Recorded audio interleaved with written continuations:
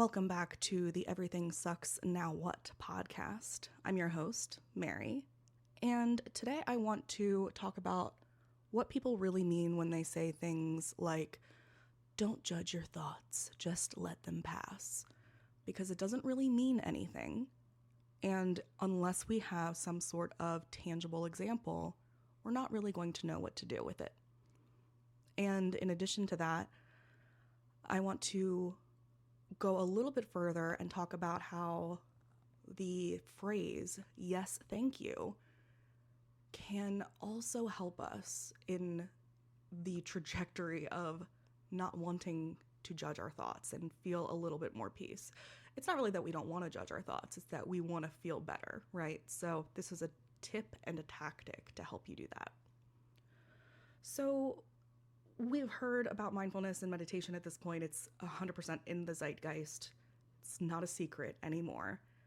And we hear things like, well, you have a monkey brain and your brain is going to bounce around and you can't control your first thought. You can only control your second. And when you're meditating, it's okay to have all of these thoughts and they're going to come up, but just don't judge them and just let them pass. But what the fuck does that even mean? When people say things that are very abstract and then expect you to be able to implement them, that just means they're not a good teacher. When you know something very well, you can be an expert on it, but that doesn't mean that you're going to be able to effectively teach another person. When we want to understand something, we need to be able to relate to it in a way that makes sense to us. There's all different kinds of learning styles, between auditory and visual and experiencing things hands-on. But there's also ways that we relate cognitively to things. And in my experience, I feel as though we still need to be able to grasp something with a metaphor that makes sense to us so that we can then implement it on our own terms. Things won't click unless we get them. A good example of this is when I was wanting to learn how to cook, I knew absolutely nothing. I mean, I literally called my friend to ask how to boil water. That's not a joke. And I started asking my friends that knew how to cook, can you please help me learn? They knew that I was creative, and I understand that that's a big part of why they did what they did, but every single person that I asked to help me wouldn't just show me how to follow a recipe. They would inevitably say something like, well, you can just scoop it here and you don't have to worry about it. You can just feel it and just a little pinch of this and a scoop of that and da-da-da-da-da. When you start to freestyle with anything creative, it's because you understand the basics first. And if I understood any of this, I wouldn't have been asking for help. So I really just wanted someone to be able to come up to me and show me how to follow this recipe, what this means, why this makes sense for this, what the strategy is, the science and logic behind these things. And then from there, I was open to freestyling a little more and being more creative with it. But I can't do a pinch of something until I know what that something is or why it goes in there or when it goes in there, So we can't know things until we don't know them, right? I know this girl who's about 14 years old, and she asked her mom how long to keep a tampon in. And her mom said, you'll just know, you can just feel it. And that's not a full, complete answer. You should say a baseline of something. This is what medically you can't do. After this many hours, it becomes dangerous. But a lot of people can go between this many hours and this many hours. But you will start to notice how it feels. So notice and try to do it about this many hours, and then when you go to take it out, know what it feels like when it's full, and then you'll start to be able to intuit it. But telling someone that doesn't know something yet that they'll just get it whether it's cooking or a tampon or not judging your thoughts as they come in, I don't think that that is helpful for any of us. So when we're talking about not judging our thoughts, I think that really what we're wanting to do is be at peace with what we're thinking and what we're thinking about. There is no real way to control your first thought. That's extremely true. We can, through practice and building skills, know what to do when that first thought comes and how to kind of pivot it to have a different second thought. And then potentially over time, actually change the innate first thought, that initial impulse reaction. That's what cognitive behavioral training, therapy, and exposure is for. This concept of yes, thank you is a lesson that I learned from Pete Holmes, who is one of my favorite comedians. And the idea behind yes, thank you is that when you're experiencing something, you say yes, thank you in response to it, in response to anything. And I think, just so we're following my train of thought here, I'm starting by talking about how to not judge your thoughts, how to just be at peace with the things that you're thinking. And we're not really having a problem being at peace with what we're thinking if we're not in distress, if it's something that feels good and preferred and positive to us. We're not worried about that. We're worried about the thoughts that start ruminating and circling and cycling and sloping down a hill really, really quickly when we don't like what's happening. That's most of the time when we're spiraling, right? So that is usually in response to something that's happening. Even if it's an irrational panic attack, generalized anxiety, it doesn't really matter because we can still identify that as the stimulus, that as the circumstance. So I'm basically going from A to C here. I'm jumping and I'm talking about how to not judge your thoughts, because when we're judging our thoughts, when we're trying to be at peace, it's actually when we're experiencing something that we feel is negative. And the idea behind yes, thank you, and saying yes, thank you in response to any and all circumstances in life, I mean, it's obviously easier to say it when you're getting something that you want. But it is not easy to say it when you get something you don't want or you feel is negative. But the lesson from Pete Holmes is to say it every time anything happens, to train your brain to say yes, thank you. Yes, thank you. Yes, thank you. Especially when it feels difficult or shitty. And again, this is cognitive behavioral reprogramming. Eventually, you'll start to see that the first thought will become more second nature of thinking, yes, thank you, instead of, ugh, I hate this. I hate myself. I'm a bad person. What are we going to do? Things are never going to get better. Whatever that like default Control-Alt-Delete setting is for you. I think a really good example of this is taking a bad trip on hallucinogens, or really anything.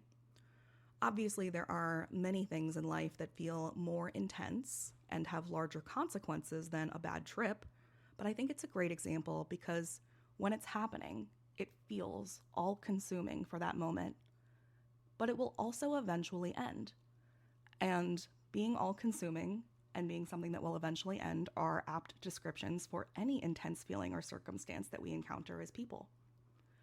So if you've ever taken something and it didn't feel good, didn't feel like what you expected, and maybe you just felt like it's never going to end, this is me now, then you know that there can also be a lot of feelings of anxiety and panic and fear that accompany that. And when those feelings of dread set in, you can practice this cognitive behavioral reprogramming, getting to a place where you can step outside the situation for a moment, even just 1%, and acknowledge that this is a moment. The more feelings something gives us, the more difficult it can be to create perspective around it. or to not feel like it's completely consuming us. And when I say skills to build, this is one of them. These are skills to build, meaning that most of us do not come programmed to acknowledge what's happening, to be able to go outside of ourselves and get a little bit of a zoomed out perspective. We're not programmed like that. It's something we have to practice over and over and over again to become decent at it, let alone good. It's just like learning an instrument. You're going to objectively suck at it at first, but over time, it's going to become easier. Now, going back to the example of a bad trip, tripping might actually be one of the more difficult circumstances where we need to step outside and remind ourselves that we need to get some perspective, because it's objectively affecting your sense of reality, which is actually maybe even more of a reason in this specific situation that it could be helpful to remind yourself that maintaining perspective, and this is just a moment, is something to do kind of like before the trip. So you kind of set that as a tone. But anyway, the point is that no matter what the circumstances are, whether you're on a bad trip or you're tripping out about something awkward that you said in high school, tripping out on how you're going to make rent, letting it consume you is not going to help you get out of it. It's not going to help you solve it, and it's not going to help you feel better. It's only going to make all of those things worse. If you can take 1 second to remind yourself that no matter how shitty this thought feels, this feeling is, and no matter how severe the potential consequences of this situation might be, that it will eventually end, that's what we need. Whether it resolves in one of the dreaded consequences or your preferred resolution, the truth is that it's not actually going to continue this way forever. I get these headaches. They're called post-coital headaches. So it's basically called a thunderclap migraine, and it happens after sex. It's not every time, but it's sometimes. And one of the things that really started to help me get through them is that I know that they are not able to last more than 60 seconds. So it's this acute, intense pain. But if I just remind myself or tell the other person to remind me, it's okay, you just have to do this for 60 seconds. It helps me get through it. Doesn't change the level of the pain. It's always been the same. But now it's a lot easier for me to deal with them because I remember that there's an endpoint. And the thing is that anticipation can be so much worse than the actual consequence. I remember being told I had a brain tumor, and when I was waiting for the results, I couldn't sleep. The anticipation of the results felt like it was actually killing me. There came a point where I honestly felt like I would rather just be told that I did have a brain tumor than wait 3 more days to find out if I didn't. And that kind of experience and feeling with anticipation is not really unique to me.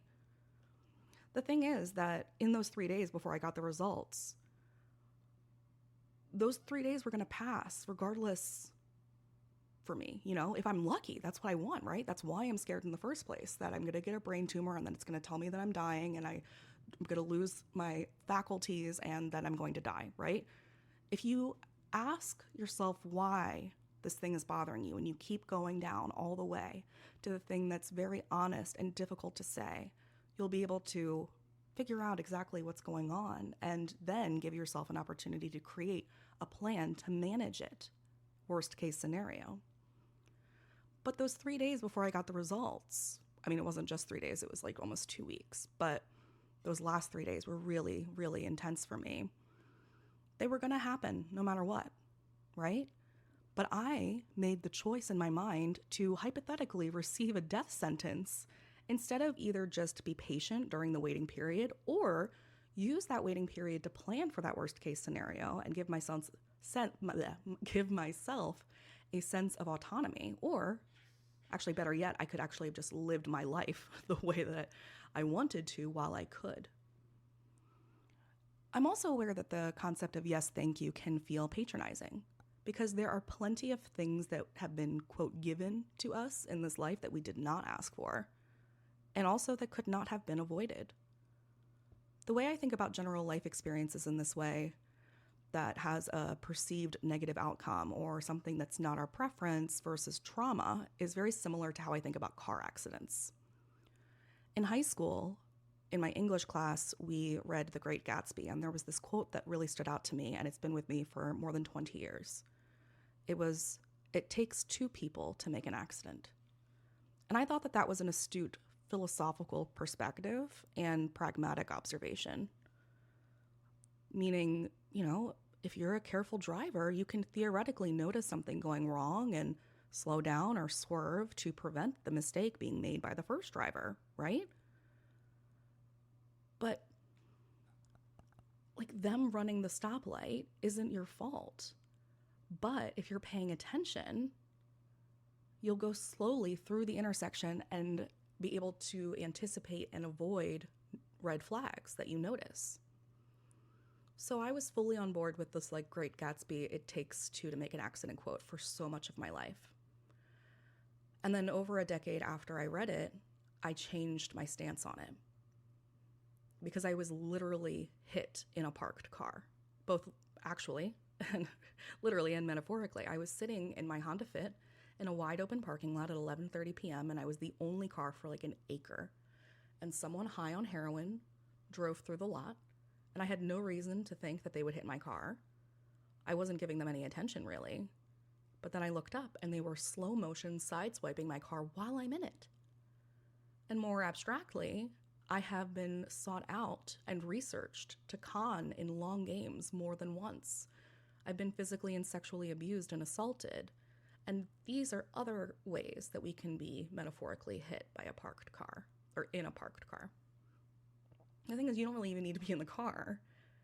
But the point is that if someone is set on ramming their bumper into yours, they're gonna do it no matter how much you're aware of what's going on, no matter how slow or fast you're going, or how much you want or try to get away from them.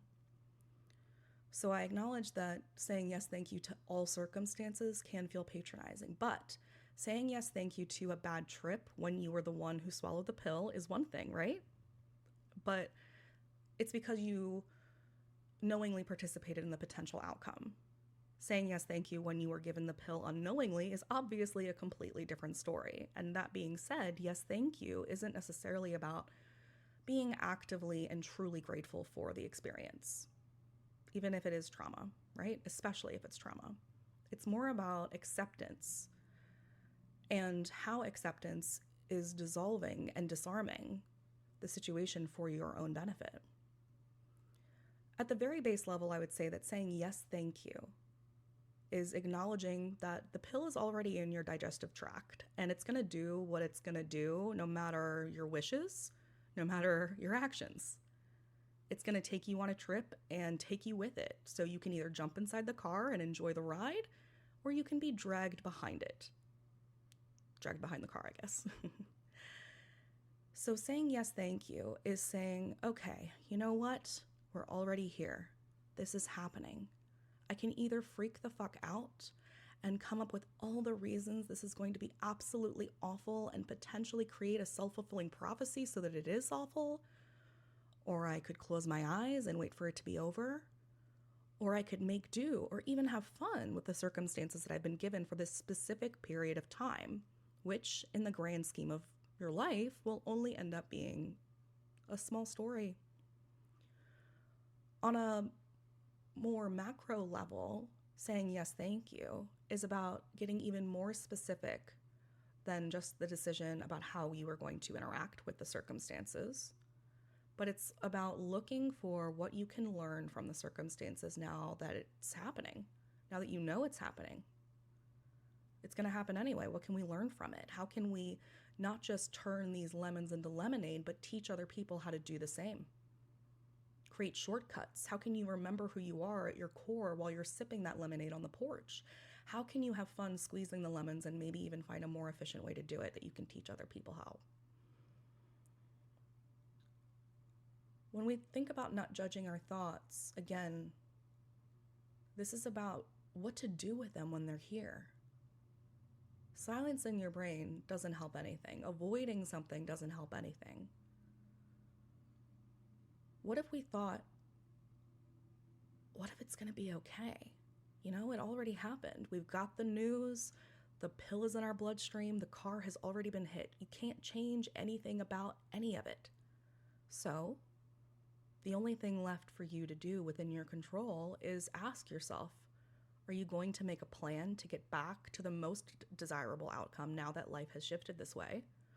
Or are you going to kick and scream the whole way there?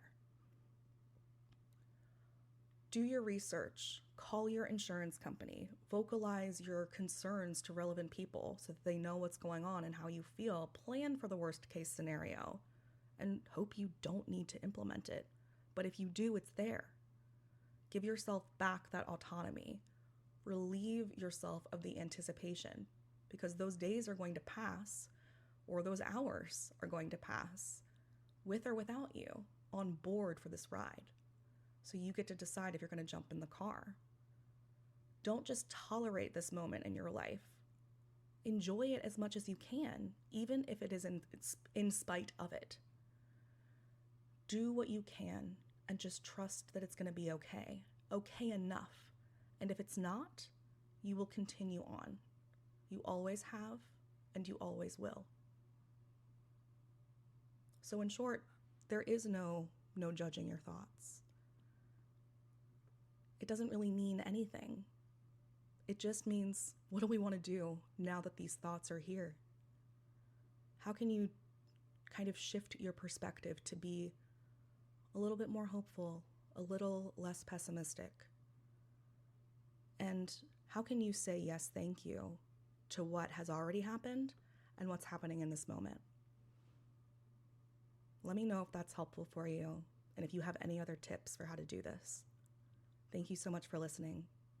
Remember that you have to feel good to do good. I love you.